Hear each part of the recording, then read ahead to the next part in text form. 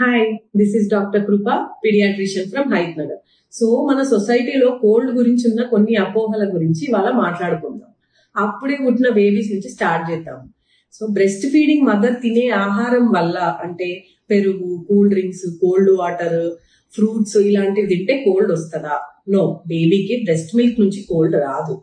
Baby virus are బ్యాక్టీరియాకి direct గా expose అవుతే cold వస్తుంది. సెకండ్ క్వశ్చన్, మదర్ తలస్నానం చేసి బేబీకి ఫీడింగ్ ఇస్తే కోల్డ్ వస్తుందా?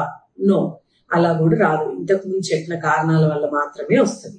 అండ్ థర్డ్ థింగ్, మదర్ కి కోల్డ్ ఉంది, బేబీకి మిల్క్ ఇస్తే కోల్డ్ వస్తుందా? నో, బ్రెస్ట్ మిల్క్ నుంచి మదర్ కోల్డ్ రాదు.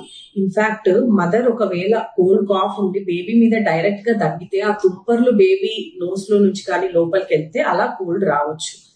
అయితే మరి ఆ టైంలో ఫీడింగ్ ఇవ్వకూడదా మేడం అంటే నో, ఎట్టి పరిస్థితుల్లో బ్రెస్ట్ ఫీడింగ్ ఆపకూడదు.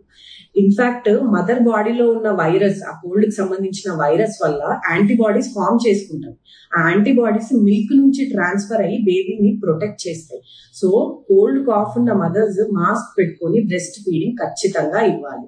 దానివల్ల బేబీకి 100% ప్రొటెక్షన్ వస్తుంది. I hope it helps. Thank you.